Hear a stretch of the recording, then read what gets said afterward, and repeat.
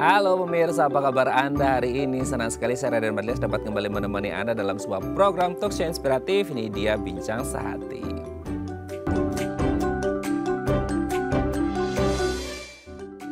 Ya pemirsa, kalau kita ngomongin being a woman gitu ya, menjadi seorang wanita itu itu adalah anugerah gitu ya. Tapi banyak yang merasa kayak being a woman is a little bit complicated gitu ya. Karena banyak hal ya, entah siklus bulanan kah, inilah itulah dan lain sebagainya. Sebenarnya itu anugerah rezeki dari Tuhan ya. Tapi kalau kita ngomongin tentang kesehatan wanita, ini lebih kepada sistem reproduksinya. Jadi kadang-kala kayak ngerasa wanita itu kayaknya agak sedikit lebih ribet ya ketika harus ngomongin sistem reproduksinya seperti itu. Karena salah satu penyakit yang sering banget terjadi pada wanita dan mungkin banyak wanita nggak aware adalah mioma seperti itu ya. Mungkin ada temennya juga ya namanya kista seperti itu. Tapi hari ini kita akan membahas apa sih yang akhirnya bisa menyebabkan wanita mengalami mioma, terus gimana cara mengatasinya, bisa kambuh lagi nggak dan lain sebagainya ya.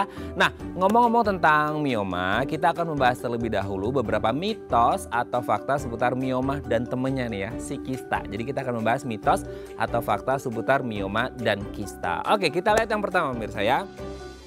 Katanya nih pemirsa, mioma atau kista itu bisa hilang setelah menopause. Nah gini, kan banyak hal ya, kalau kita ngomong menopause itu secara physically and mentally gitu ya. Kalau secara mental pasti banyak yang ada preparationnya panjang banget sebelum orang memasuki menopause. Tapi kalau secara fisik seperti itu ya, banyak hal yang terjadi selama menopause, entah itu hot flashes dan lain sebagainya. Nah salah satu yang harus jadi concern gitu ya ketika kita ngomongin menopause adalah sebenarnya kalau wanita memasuki usia menopause gitu ya, ini bisa hilang nggak sih kalau ada miom sama kista seperti itu, karena mungkin ini berkaitan lah dengan proses degeneratif atau aging dari si wanita itu sendiri. Nah karena kan kita tahu ya bahwasanya mioma atau kista itu kan sesuatu yang berbentuk gitu ya. Apakah bisa hilang begitu aja ketika si wanita ini memasuki masa menopause atau perimenopause pun harusnya udah mulai hilang katanya. Bisa lurus sendiri atau bisa hilang sendiri atau bisa sembuh sendiri.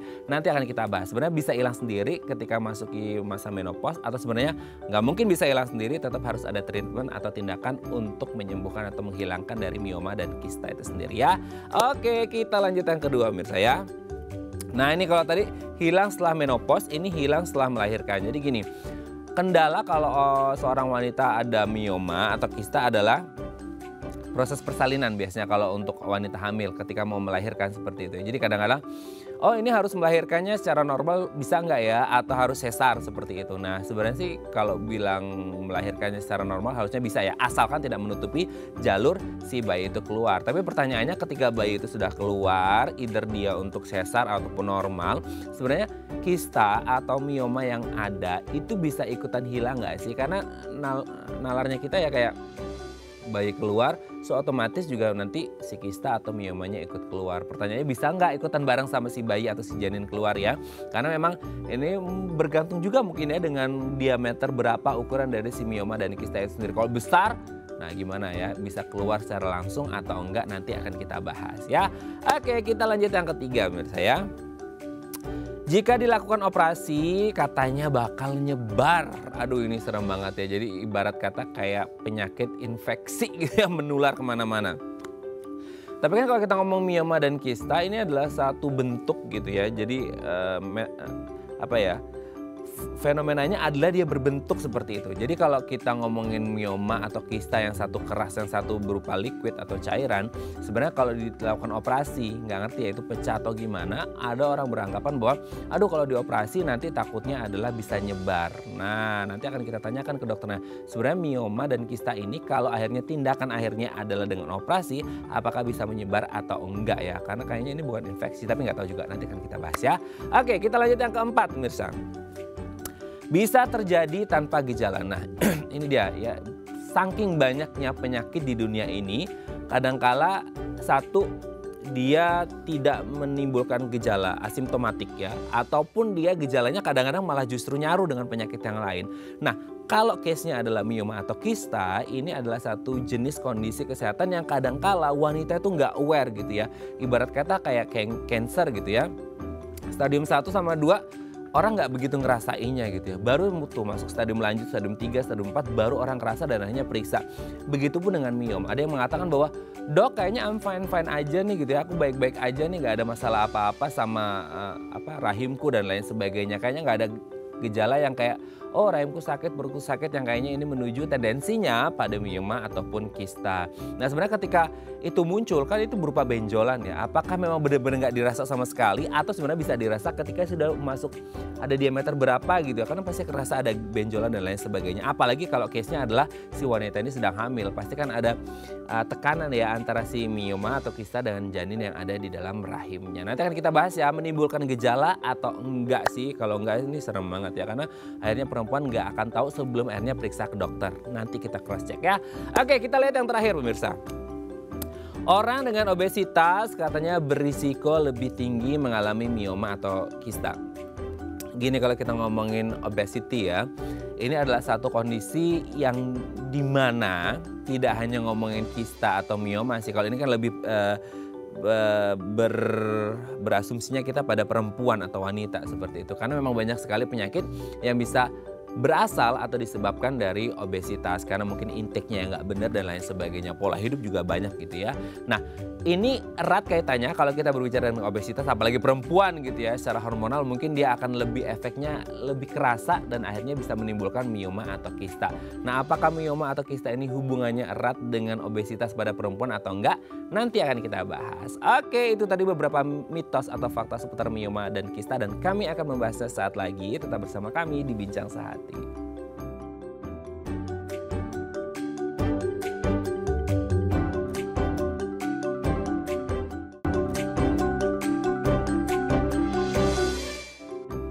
Baik, karena masih bersama kami di Bincang Sehati, kita masih membahas tadi ya topik sebelumnya. Tadi kita membahas ada mitos atau fakta seputar mioma atau kista. Aduh serem banget ya kalau perempuan akhirnya mengalami ini. Tapi jangan khawatir gitu ya. Kalau Anda memeriksakan diri dari awal, penanganan lebih dini, maka hasilnya juga bisa lebih baik. Jadi kalau Anda mau program hamil dan lain sebagainya, bisa lah ya. Nah untuk mengonfirmasi tadi itu beneran fakta atau mitos belaka, telah hadir bersama kami di studio Bincang Sehati ada Dr. Gracia Meriane Rosalin Gerardi Rau, SPOG, dokter spesialis obstetri dan ginekologi dari Rumah Sakit IMC Alam Sutra. Selamat pagi dok, apa kabar? Pagi, sehat.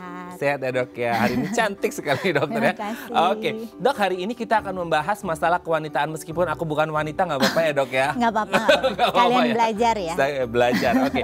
Dok, hari ini kan kita akan membahas seputar mioma gitu ya. Dan hari ini kita juga mau bahas mitos fakta seputar mioma atau kista. Kayaknya ini yang apa ya kalau dibilang satu kondisi yang lumayan banyak prevalensinya kalau kita ngomong kejadian kasusnya pada wanita. Benar banget.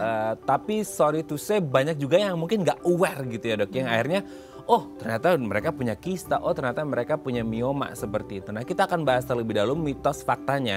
Yang pertama adalah katanya mioma atau kista itu bisa hilang setelah menopause. Nah menopause ini kan sebenarnya gimana ya kondisi yang sedikit banyak ditakutkan oleh wanita. Tapi ketika ada mitos nggak apa-apa nanti kalau menopause berarti mioma atau kistanya hilang. Di satu sisi kan senang tapi satu sisi juga takut ya gitu. Tapi sebenarnya kalau orang memasuki menopause atau mungkin perimenopause menuju ke menopause itu sendiri, kalau orang punya riwayat mioma atau kista itu bisa hilang sendiri atau gimana sih dok? Bener nggak itu? Ya sebenarnya ketika orang punya mioma atau punya kista ya, ketika dia menopause, ini balik lagi kalau miom itu kan memang estrogen dependent ya. Jadi otomatis ketika menopause artinya kan kadar estrogennya menurun. Nah di saat seperti itu memang mioma akan mengecil. Ada beberapa yang bisa hilang, tapi kebanyakan mengecil. Gitu. Tapi kalau kista balik lagi tipenya, karena kista nih tipenya banyak gitu. Jenisnya juga banyak. Jenisnya juga banyak ya. Gitu. Oke. Jadi kalau ngomongin mioma karena dia estrogen dependent, karena ya itu menopause kan berarti hormon estrogennya juga menurun, so otomatis miomanya juga bisa mengecil bahkan hilang sama sekali tanpa treatment apapun itu dong. Ya, tapi kebanyakan mengecil sih ya. Kebanyakan mengecil. Oke. Kalau kista kembali lagi ke jenis kistanya Jenis kista. seperti apa. Mungkin besarnya, diameternya juga bisa pengaruh nggak sih, Dok? Ya, sama tipe kista itu kan juga banyak banget. Ada yang jinak, ada yang ganas gitu. Jadi memang tipe kista ini banyak banget kalau dibicarakan. Nah, ada beberapa kista fungsional dia bisa hilang. Nggak menopause pun bisa hilang. Tapi kalau misalnya kista yang memang ada masalah, misalnya memang serosa atau mukosa, dia ada beberapa yang bisa mengecil juga. Oh gitu, oke. Kalau mioma itu dia estrogen dependent, kalau kista nggak ada hubungannya sama hormon? Tetap ada hormon, tetap ada. tapi dia tidak tergantung seperti miom. Karena miom ini benar-benar otot ya, jaringan otot yang ada di rahim yang tumbuh menjadi jaringan yang abnormal. Jadi otomatis dia benar-benar estrogen dependent banget. Oke, kalau kista ini lebih independen kayaknya. Iya kayaknya. Dia bekerja Dok, ya. sendiri. Oh, berdiri sendiri. Oke ya, kita lanjut yang kedua ya. Oke. Kalau tadi hilang setelah menopause, ini hilang setelah melahirkan. Jadi kadang-kala kita ngerasa kayak, oke, setelah melahirkan kan berarti ada proses persalinan, ada Iya. delivery proses di Iya. situ ya, gitu. Ketika janinnya keluar gitu, so otomatis orang berpikir, oh nanti mungkin kista atau miomanya ikut terbawa seperti itu. Nah, bener nggak sih seperti itu? Nah, kista dulu atau miom dulu nih? Dua-duanya. Boleh. Oke, kalau kista pada beberapa kasus emang ketika dia awal hamil itu kan terjadi perubahan hormonal yang cukup drastis. Di situ memang ada beberapa pasien yang mengalami hamil dengan kista. Namun kemudian dia akan mengecil dengan sendirinya, bahkan bisa hilang. Itu kita bilangnya juga kista fungsional. Tapi untuk miom sendiri dia pada beberapa kasus akan menetap dengan ukuran seperti itu. Namun ada juga yang bisa mengecil setelah melahirkan. Gitu. Tapi balik lagi namanya miom estrogen dependent, ketika melahirkan pun tetap ada fungsi hormonal kita yang masih bekerja. Selama kita masih ada sistem reproduksi dan masih haid setiap bulan, itu tetap ada gitu. Jadi meskipun mungkin ukurannya bisa mengecil atau bisa menetap, atau bahkan juga yang penting nanti setelah melahirkannya tetap kontrol. Tapi kalau hilang, benar-benar hilang, itu tidak ada sih. Enggak ya. Oke, sudah terjawab ya pemirsa ya. Jadi hilang setelah menopause atau hilang setelah melahirkan sudah terjawab mitos faktanya. Kita lanjut yang ketiga ya, Dok ya. Siap. Oke. Jika dilakukan operasi, maka katanya bisa nyebar. Aduh, ini kayak infeksi ya, penyakit infeksi menular ya jadinya. Serem gitu ya. ya. Padahal mioma atau kista. Nah, ini bisa nyebar nggak? Karena gini ya, Dok ya, kadang-kala itu orang, aku mau Dok tindakan yang paling bagus apa sih untuk segera, ya udah diangkat aja lah, instan aja pakai surgery deh gitu ya, supaya mioma sama kistanya langsung diangkat, nggak perlu luruh, takutnya sakit dan lain sebagainya. Oke, di satu sisi bisa cepat penanganannya, tapi di satu sisi orang jadi khawatir, nggak tahu ini mitos atau fakta, katanya bisa nyebar, gimana tuh? Nah, mungkin bukan nyebar kali ya, lebih tepatnya bisa berulang. Gitu. Jadi kalau ketika kita mengangkat miom ataupun kista, selama dia ada di sistem reproduksi, balik lagi ya, selama masih fase reproduksi aktif, otomatis miom atau kista ini bisa berulang kembali. Meskipun misalnya tidak langsung ya, misalnya kita pengangkatannya sekarang mungkin 3 atau 6 tahun lagi dia bisa tumbuh lagi. Gitu. Jadi sebenarnya bukan menyebar, tapi dia bisa tumbuh lagi lebih tepatnya, baik itu miom ataupun kista. Kecuali kalau memang ya sistem reproduksinya kita angkat rahim misalnya, itu benar-benar akan menghentikan. Jadi dia tidak akan bisa tumbuh lagi gitu. Nah, zaman sekarang pun sudah ada namanya yang HIFU, ultrasound high intensitas. Jadi khusus kasus-kasus miom terutama, dia bisa kita bikin dengan ada alatnya, alat dia dari Cina sih, jadi bisa dengan alat, jadi tanpa operasi bisa dilakukan untuk pengangkatan miom, ditembak gitu. Sistemnya kurang lebih kayak gitu. Jadi dengan high intensity itu HIFU namanya, dia bisa kita tembak jadi menghilangkan miomnya. Balik lagi ketika miom itu tumbuh lagi ya, masa iya kita tembak setiap tahun ya gitu.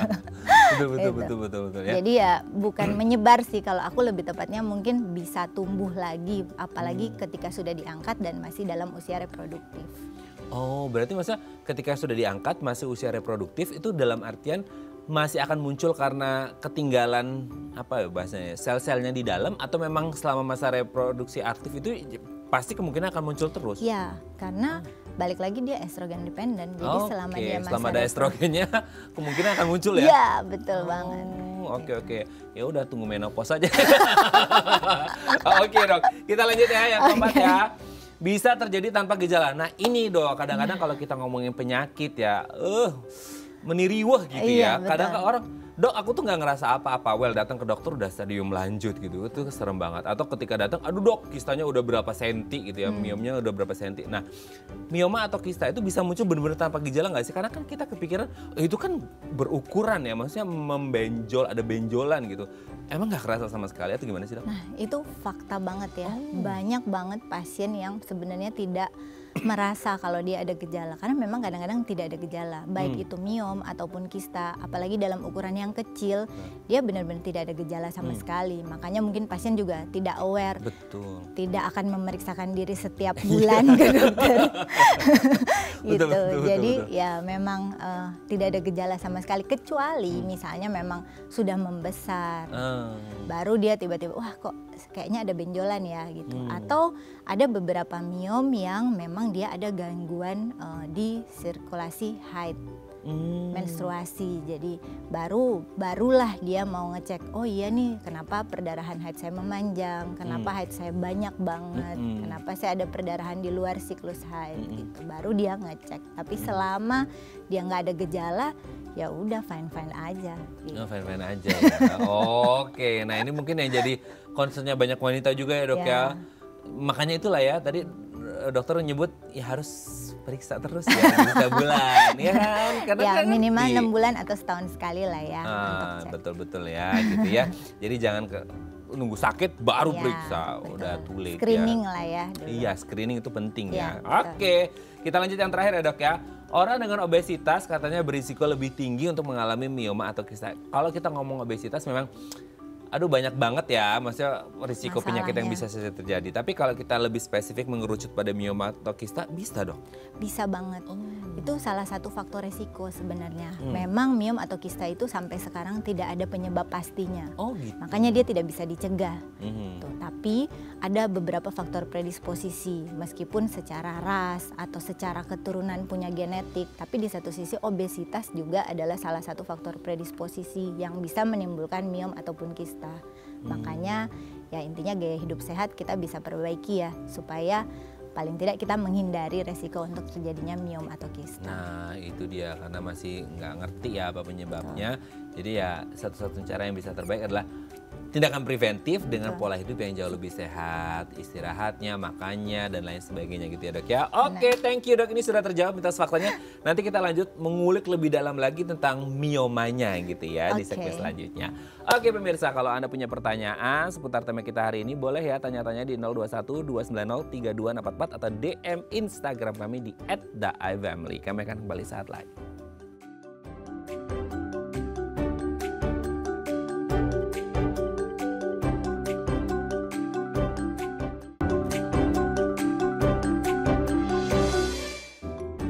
Baik, Anda masih bersama kami di Bincang Sehati. Kita masih membahas tema kita hari ini seputar mioma. Gimana sih cara mengatasinya? Karena ini menjadi salah satu gangguan kesehatan yang bisa saja terjadi dan sering terjadi pada wanita. Sementara sistem reproduksi wanita adalah aset. Ya, aset ya, ini saking pentingnya jadi disebutnya bukan aset lagi, tapi aset gitu ya. Nah, kalau Anda punya pertanyaan seputar tema kita hari ini, boleh tanya-tanya di 021 290 3244 atau DM Instagram kami di @daifamily. Kita masih bersama dengan Dr. Gracia Meriana Rosalyn Gerardi Rao SPOG, dokter spesialis obstetri dan ginekologi dari Rumah Sakit IMC Alam Sutra. Oke, kita lanjut lagi. Dok, ini kan sebenarnya banyak orang agak nggak ngerti ya, maksudnya ini karena masalah edukasi, sosialisasi, dan aksesibilitas ke fasilitas kesehatan, banyak orang belum paham mungkin dengan apa itu mioma. Bedanya sama kista itu apa? Tadi kan kita udah bahas sebenarnya mitos faktanya, tapi kan secara umum. Boleh lebih detail lagi nggak? Mioma ini sebenarnya apa sih? Kista ini sebenarnya apa? Kan taunya ya udah yang di sekitar rahim deh gitu, yang di dalam deh, pokoknya belendung gitu kan ya. Ya udah itu nggak tahu mioma, nggak tahu kista gitu. Oke. Jadi kalau kita bicara soal miom sama kista, mungkin kita tahu dulu miom ini adalah masalahnya khusus di rahim. Jadi di rahim dia aja. Bagian di dalam rahimnya berarti? Di otot rahimnya. Otot rahimnya, oke. Jadi dia jaringan yang tumor yang tumbuh, tumor jinak ya, tumor jinak. Makanya dia dibilang fibroid sebenarnya. Jadi dia tumor jinak di otot rahim, otot polos rahim yang tumbuh gitu. Nah dia bisa aja ada di bagian luar dari rahim, atau dia ada di bagian tengah rahim, atau bahkan di bagian dalam rahim, yang misalnya tempat kita mengandung punya anak, nah, dia bisa aja ada di situ. Gitu. Itu adalah miom. Nah, sementara untuk kista sendiri, kista itu kita sebenarnya di rahim ada Nabotian kist namanya. Biasanya kita temukan di mulut rahim, tapi itu jinak dan jarang. Sebenarnya kalau kista yang sering kita bicarakan ini adalah kista ovarium. Jadi ada di indung telurnya. Nah, itu ada di kiri kanan dari rahim sebenarnya. Nah, balik lagi kista ini lebih banyak berisi cairan. Cairannya bisa apa aja, bisa cairan seros yang bening, bisa cairan nanah, bisa cairan darah, bisa apa aja, yang penting prinsipnya dia ada cairan. Nah, memang ada bagian kista yang bisa ada padatnya. Tapi kalau miom ini benar-benar jaringan yang padat. Jadi dia tidak ada cairannya sama sekali. Kalau pernah lihat bakso, nah itu gitu. Iya, itu mirip sama miom gitu. Keras berarti dia, Dok? Keras gitu, dia padat. Sementara kista ini namanya kis, jadi dia lebih ke cairan. Oh, oke. Nah, ini berarti kan belendung ya, jadi benjolan kayak semacam daging gitu ya. Iya, betul. Nah, betul. Nah, apa yang membuat tadi kan dokter menyebut, oh bisa jadi karena terjadi di otot rahim, itu bisa di luar, di tengah, ataupun di dalam rahim itu sendiri. Yang pasti ini lumayan ganggu juga kalau si wanita ini mau program hamil gitu ya, Dok ya. Betul. Nah, ada nggak sih yang membedakan kenapa akhirnya bisa muncul di luar, di tengah, ataupun di dalam rahim itu sendiri? Itu biasanya karena faktor apa gitu? Nggak ada sih, itu sebenarnya yang membedakan tipe dari miomnya sendiri. Jadi kita membedakan miom itu berdasarkan letaknya. Oh, letaknya, oke. Jadi letaknya ada bisa di bagian terluar dari otot rahimnya, itu kita bilangnya mioma subserosum. Kemudian ada yang di bagian tengah-tengahnya, itu kita bilangnya mioma intramural. Terus ada lagi mioma yang di tengah-tengah, benar-benar di bagian dalam ketika kita punya anak, biasanya dia bisa ada menempati di situ, itu namanya mioma submukosum. Nah, ada satu lagi mioma bertangkai. Jadi dia bisa keluar dari serviks, dari mulut rahim. Ya ampun. Ya, bisa dilahirkan dari bawah. Itu namanya mioma geburt. Oh, tapi itu prevalensinya tidak sebanyak yang 3 tadi atau gimana? Atau justru ada juga? Ada juga, sama aja. Oh gitu. Jadi memang itu benar-benar tipe-tipe mioma yang sering terjadi.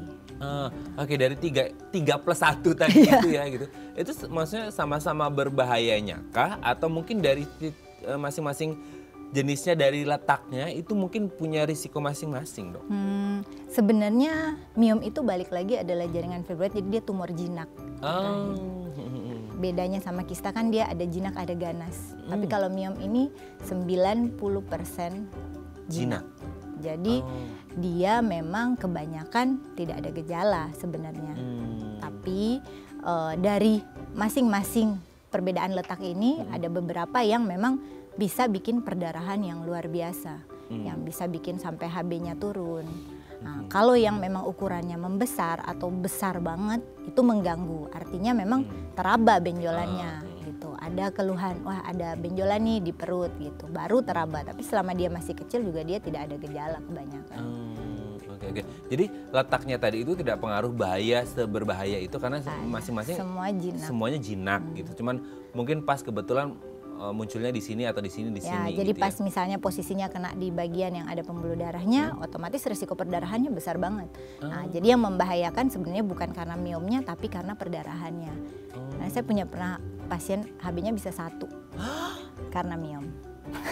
Itu benar, masa pendarahannya dahsyat dong atau ya, gimana? Benar banget. Oke. Tapi sampai habis 1 itu luar biasa ya. Maksudnya itu dia sebelum itu kan pasti ada pendarahannya dong, Dok? Ya, kan kebanyakan karena nggak ada gejala awalnya santai aja. Terus selama dia, apalagi yang masih pengen punya anak, misalnya dia bertahan, tidak mau mengangkat miomnya atau berupaya supaya rahimnya masih tetap ada. Karena ada beberapa kasus kan, ya kita kalau angkat miom, otomatis ada resiko rahimnya terangkat misalnya. Jadi ya dia berusaha untuk jangan dulu deh, Dok, tahan dulu deh, Dok. Mau promil.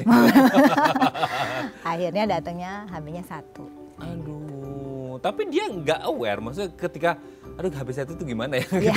Itu bener-bener nggak ada nyeri sakit sedikit pun, hanya karena mungkin ya pendarahan aja. Perdarahan aja. Kalau nyeri mah relatif ya. Pada beberapa orang kan yang apalagi yang tahan dengan nyeri, ya sudahlah ya gitu. Tapi kalau ada orang yang memang mau bertahan untuk mempertahankan rahimnya, ya dia bisa bertahan sampai HB1. Aduh, ya itu kembali lagi sih karena mungkin tingkat toleransi nyeri orang berbeda-beda gitu ya. Oke, tapi sebenarnya kalau kita ngomong mioma kan tadi ya gimana ya, agak susah untuk menjabarkan apa penyebabnya. Ya, karena kan betul. memang tadi di segmen sebelumnya sudah disebutkan bahwa ini estrogen dependent seperti itu. Berarti ya setiap wanita pasti punya estrogen. Berarti setiap wanita pasti berisiko mengalami ini atau enggak sih? Dari faktanya ada di Amerika tuh dilakukan pada mayat ya, kita otopsi. Jadi sekitar 80% perempuan itu memang ditemukan miom. Jadi memang angka miom ini cukup tinggi ya. Penyebab pastinya balik lagi tidak ada yang tahu. Tapi yang jelas secara genetik itu pasti udah ada. Jadi ada turunannya. Kemudian secara ras juga ada. Kebanyakan ras Afrika sama Asia yang paling sering menyebabkan miom atau ada resiko genetik dari miomnya sendiri. Wah, kita termasuk ya dok. Iya. Tapi oke, tapi memang itu kasus karena masuk Afrika dan Asia, berarti Indonesia masuk dan prevalensinya lumayan dong berarti. Ya, lumayan. Apalagi beberapa tahun terakhir ini dengan ya mungkin lifestyle yang berubah, jadi otomatis ya, kebanyakan akhir-akhir ini aja dalam sebulan terakhir ini saya dapat kasus miom cukup banyak, ada lebih dari 10. Ya sebulan ini aja 10 kasus itu dari dokter aja ya, bukan dengan dokter-dokter yang lain. Ya. Oh my god, berarti prevalensinya lumayan tinggi Ya, dong. lumayan tinggi. Oke. Itu berarti selain karena estrogen yang memang sudah ada, berarti itu dipengaruhi dari lifestyle kah, pola makan, istirahat dan segala itu pengaruh juga nggak sih? Ya, itu pasti berpengaruh ya, apalagi dengan makanan yang sekarang fast food, ya, lemak yang tinggi, itu akan mempengaruhi banget resiko terjadinya faktor predisposisi yang bisa menyebabkan miom. Aduh, tuh ya wanita-wanita di luar sana ya, jaga kesehatan baik-baik ya, jangan sampai ada mioma. Tapi sebenarnya ya bingung juga ya karena nggak ada gejala di awal dan karena dia mungkin karena jinak gitu ya. Nah karena edukasi ini sebenarnya gimana orang jadi kayak jinak ini dok nggak juga gitu ya. Tapi sebenarnya dia pertumbuhan itu berapa lama sih dari kan kita ukurannya pakai diameter dong. Iya nggak sih pakai diameter berapa gitu kan? Itu bisa berapa lama dan pengaruh apa yang mengaruhi pembesaran itu? Lagi-lagi karena estrogen dependent kah atau apa? Ya, paling sering memang karena itu ya. Misalnya tiba-tiba dia hamil, bisa membesar miomnya. Atau misalnya memang ada perubahan hormonal yang drastis di usia 30-40 tahun itu cukup banyak perubahan hormonal yang terjadi. Otomatis tiba-tiba miomnya membesar misalnya. Makanya memang screening rutin tuh sangat-sangat dibutuhkan ya. Paling nggak setahun sekali lah minimal untuk sekedar screening mau melihat ada tidak miom atau kista. Gitu. Nah itu dia. Karena itu aset ya dok ya, investasi. Iya, jangka panjang banget. Iya, dan nggak bisa diproduksi ulang ya. Harus dijaga baik, pemberian Tuhan.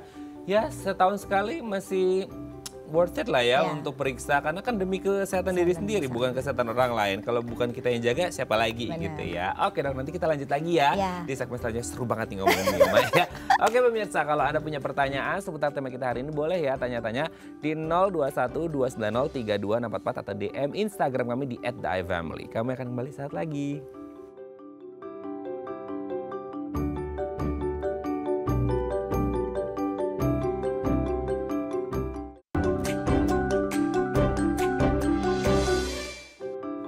Baik, Anda masih bersama kami di Bincang Saat ini kita masih membahas tema kita hari ini seputar mioma dan penanganannya. Nah, kalau Anda punya pertanyaan seputar tema kita hari ini boleh tanya-tanya ya. Di layar ada tuh 0212903244 atau DM Instagram kami di @theifamily. Kita masih bersama dengan Dr. Gracia Meriana Rosalin Gerari Rau, SPOG, dokter spesialis obstetri dan ginekologi dari Rumah Sakit IMC Alam Sutra. Oke.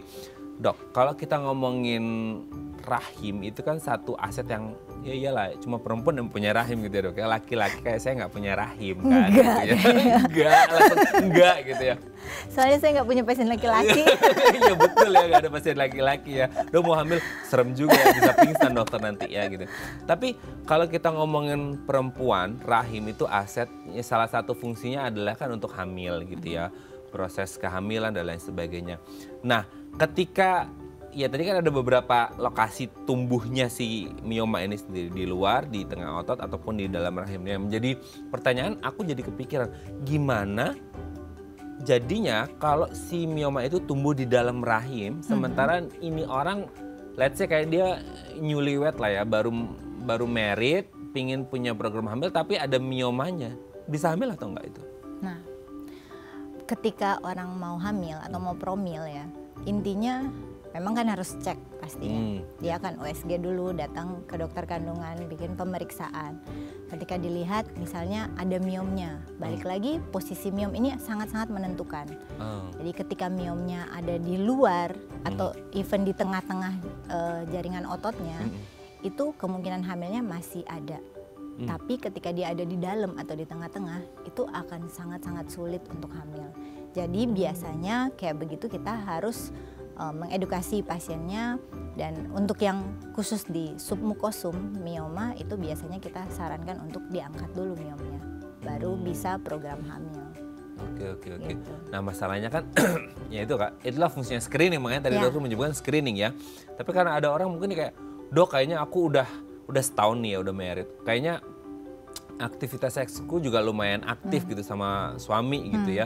Tetapi kok nggak hamil-hamil juga. Nah itu patut dicurigai nggak sih dok? Bisa aja, meskipun kita bilangnya ini infertilitas ya.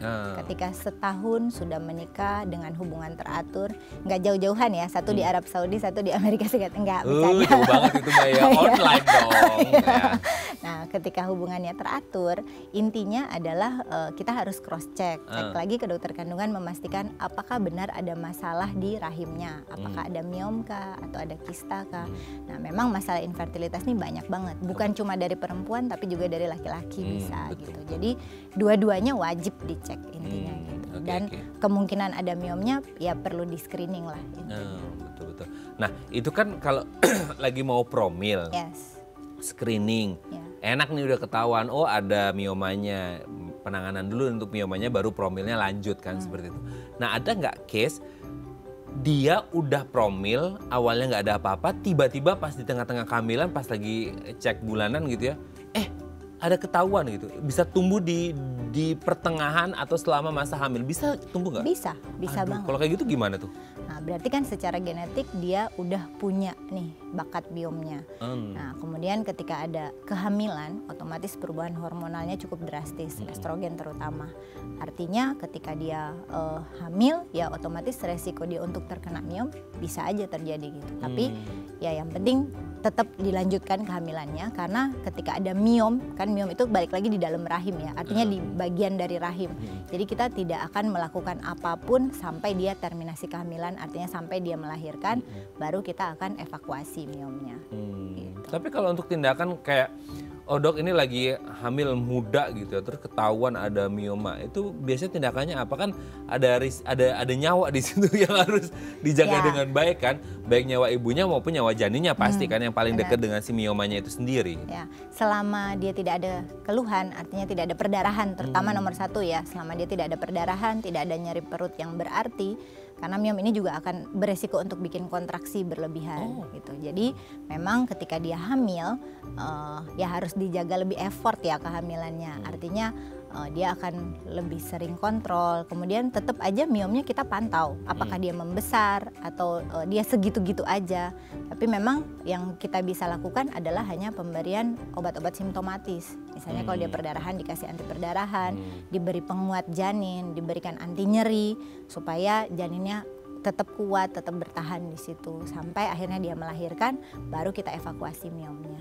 Berarti sesuai gejala ya, gitu. Sesuai gejalanya apa yang timbul itu yang ditangani seperti itu. Tapi tadi kan dokter menyebut ada, kita lihat nih miomanya dia stagnan di situ aja ukurannya atau dia bisa membesar. Itu kenapa bisa ada yang stagnan ukurannya gitu, ada yang bisa membesar? Itu karena perubahan hormonal selama kehamilan.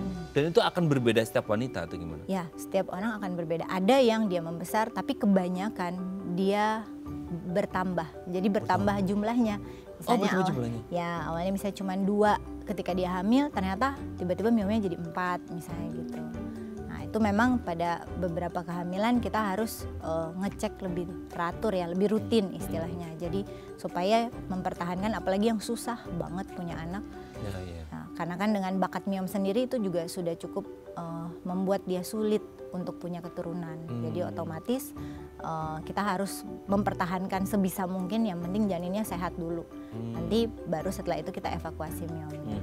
Oke, Dok, ini jujur aja kan di Indonesia ruang lingkupnya sangat luas ya. Kita ngomongin ya sosialisasi masyarakat, pengetahuan, ya product knowledge tentang mioma pun pasti banyak yang belum paham kan. Ya mau nggak mau kita harus ngomong fakta seperti itu gitu. Nah ketika tadi plus gejalanya ya udah asimptomatik gitu ya, terus kemudian nggak ada nyeri sama sekali dan lain sebagainya, terus kebetulan lagi hamil, belendung itu perut kan gitu ya, terus kemudian adalah si mioma yang juga kebetulan dia manifestasinya berupa benjolan juga gitu, dan akhirnya orang nggak kerasa nih wanita bahwa oh ternyata benjolan ini dipikirnya ya hamil biasa gitu ya. Memang sih hamil, benar ada janin, tapi dia mungkin nggak aware bahwa di kehamilannya dia ternyata juga ada mioma yang ikut nimbrung di situ kan bahasa gitu. Itu bisa aja terjadi kan, bisa seperti yang tadi kita bahas. Nah, the worst scenario apa sih yang bisa terjadi ketika orang ini benar-benar ya let's say mereka itu ada di benar-benar pedalaman lah, pinggiran yang aksesibilitas untuk fasilitas kesehatan pun jauh gitu kan. Itu bisa berdampak apa kalau akhirnya benar-benar nggak dirasakan dan nggak tahu, bahkan even nggak tahu gitu. Sebenarnya cukup banyak sebenarnya orang yang tidak tahu kalau dia punya miom, apalagi yang ada di daerah-daerah. Betul. Nah, intinya kalau misalnya posisi miomnya tidak menghalangi jalan lahir, ya dia tetap aja bisa lahiran normal. Gitu. Yang jadi masalah kalau misalnya dia kebetulan ada di jalan lahir posisinya, otomatis harus dilakukan tindakan seksosesarea misalnya untuk melahirkan bayinya. Nah, kalau dia aksesnya jauh ya itu memang resikonya besar banget, terutama untuk bayinya, untuk ibunya sendiri. Dia tidak bisa melahirkan dari bawah karena terhalang sama posisi miomnya. Ya mau nggak mau memang harus bekerja lebih keras bidan-bidannya kali ya. Kerjanya lebih ekstra gitu lebih ya. Ekstra ya. Untuk mengetahui dia ada di jalan lahir atau enggak gitu ya. Karena kan memang ya ini demi keselamatan bersama ya, ibunya dan bayinya. Karena kan ada 2 nyawa ya yang diselamatkan. Betul-betul. Nah itulah pentingnya. Makanya mungkin ya tetap harus periksa sih ya, untuk screening itu penting banget lah ya. Kita ngomongin nyawa nih ya. Gitu ya. Oke Dok, sebelum lanjut ini ada DM Instagram. Aku bacakan ya. Di belakang nih. Tapi dokter nggak usah nengok nanti. Tengleng ya. Aku bacain aja. Ini dari Bu Dela nih. Dok, setiap haid ya. Dok, setiap haid itu saya selalu merasakan sakit perut hebat dan darah haid yang keluar banyak dan terkadang bisa lebih dari seminggu. Wow. Apakah itu gejala mioma uteri? Ya, soalnya saya punya teman yang gejalanya mirip sama saya, Dok. Ternyata dia terkena mioma uteri tersebut. Mohon penjelasannya, Dok. Nah, ini mioma uteri ini, Dok, gimana? Iya, kan. Oh, ini benar ini. Mioma sakit perut hebat, darah sampai seminggu loh, Dok, ini. Wah, habisnya bisa turun, Dok. Ya. Kan sebenarnya miom itu kan ketika dia ada nyeri perut, ketika dia ada perdarahan. Perdarahannya itu memang bukan kayak orang lahiran. Kalau perdarahan orang lahiran kan tiba-tiba kan. Kalau miom itu dia kompensatif banget. Jadi misalnya dia setiap bulan tapi perdarahannya 7 sampai 14 hari misalnya. Jadi kan lama dan panjang. Berkala dia ya? Ya, makin kesini. Jadi dia memang secara kompensasi tubuhnya sendiri tuh kayak ibunya awalnya wah biasa aja gitu, baik-baik aja. Tapi makin lama makin menurun sebenarnya tanpa dia sadari. Nah, itu memang salah satu gejala dari miom dan itu wajib untuk dilakukan tindakan USG sih untuk pemeriksaan. Jadi buat memastikan benar nggak sih ini ada miomnya atau memang ada masalah yang lain misalnya. Tapi ini confirm mioma uteri atau tetap harus periksa dulu atau gimana? Tetap bisa aja mioma uteri, tapi tetap ada diferensial diagnos lain. Misalnya ada masalah lagi di mulut rahimnya kah, makanya ada perdarahan misalnya, bisa aja terjadi. Tapi mungkin ini karena kebetulan saya juga bukan wanita ya, Dok ya, jadi pengetahuan juga. Dalam artian kayak ini tuh pendarahan yang dimaksud sama Mbak Dela tidak kalau nggak salah. Mbak Dela, pendarahan yang karena mioma, karena pendarahan normalnya orang haid itu beda atau gimana? Misalnya lebih ngocor lagi dia kalau itu. Intinya perdarahan haid itu yang normal dia paling nggak 3 kali ganti pembalut sehari. Nah, lamanya haid kurang lebih 2-10 hari memang. Tapi durasi untuk ganti pembalutnya memang harus dilihat apakah sering, banyak, apalagi dia bilang tadi pembalutnya yang panjang, besar misalnya. Berarti kan ada sesuatu, berarti ada perdarahan. Perdarahannya bisa selama haid, bisa perdarahan di luar siklus haid. Jadi antara haid yang satu dengan haid yang lain ada perdarahan gitu. Itu bisa terjadi gitu. Tapi kebanyakan miom dia memang perdarahan yang banyak ketika haid. Jadi makanya orang lebih nggak aware lagi. Betul. Tapi sebenarnya mioma itu sendiri juga bisa memengaruhi siklus bulanan wanita nggak dok akhirnya? Ya, kan itu jadinya siklus haidnya terganggu. Otomatis ketika siklus haidnya mulai memanjang, makin kesini makin sering, perasaan baru 2 minggu lalu berhenti, sekarang udah haid lagi. Jadi ada perdarahan di luar siklus haid. Otomatis memang membuat ya makin lama makin kompensatif, akhirnya turun HB-nya. Itu salah satu gejala. Sebenarnya banyak ya, maksudnya alarm-alarm tanda-tanda yang udah diberikan sama tubuh. Cuma mungkin karena orangnya ngerasa fan-fan aja, nggak ada nyeri yang gimana-gimana, karena mungkin tingkat toleransi nyerinya juga beda-beda, jadi orang kayak fan-fan aja. Nggak juga. Kalau udah ada yang beda sama siklus biasanya tetap harus periksa gitu ya, Dok ya? Kalau sudah kayak gitu harusnya sih dicek untuk dilakukan tindakan USG. Oke ya, semoga ini bisa menjawab pertanyaan Mbak Dela ya, dan sehat selalu. Pokoknya harus konsultasi ke dokter. Oke dok, nanti kita lanjut lagi ya di segmen terakhirnya. Nggak kerasa nih ya, sejam ya. Kayaknya kita perlu 2 jam, 3 jam lagi ngobrol dok ya. Oke pemirsa, kalau Anda masih punya pertanyaan boleh ya tanya-tanya di 021 290 3244 atau DM Instagram kami di @daifamily. Kami akan kembali saat lagi.